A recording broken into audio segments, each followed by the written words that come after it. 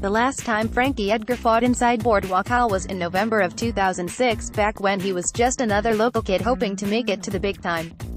His opponent that night, in Atlantic City for the main event of Reality Fighting 14, was very much the same, a lightweight by the name of Jim Miller, who'd come up the same way Edgar had, first in New Jersey's fierce wrestling scene and then on the local MMA circuit. By the time the night was over, Edgar, the 1st of June 22 MMA, the 1st of June 16 UFC, would punch his ticket to the UFC, while Miller, 28-11 MMA, 17-10 UFC, would toil for another couple years in smaller shows before following him there. On Saturday night, they'll return to the scene of that meeting when they both compete at UFC Fight Night 128, even if this time they'll be fighting other people. For Miller, who fights Dan Hooker on the undercard, it was a rough road just to get to that fight with Edgar, on whom he'd had his sights set for some time. "Frankie and we were supposed to wrestle in college but didn't," Miller told McJunkie.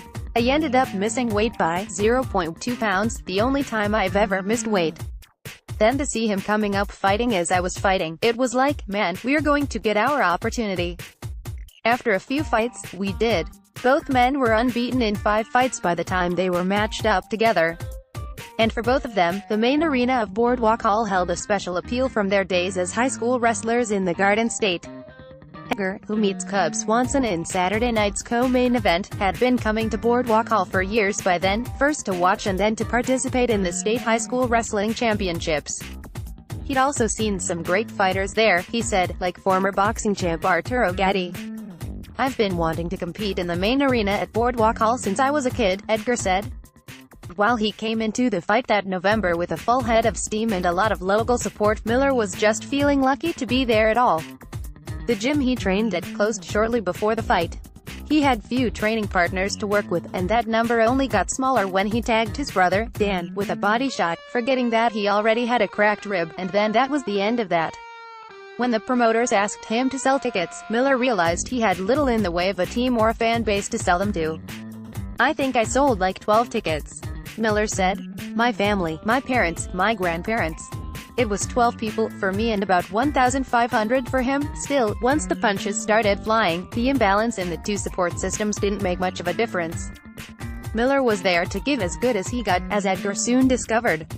"It was a very competitive fight," Edgar said. "What I remember is that I got a piece of my cauliflower ear kicked off my head, actually. He had kicked me, I blocked it. I don't know if it was a piece of toenail or it just pinched off my head.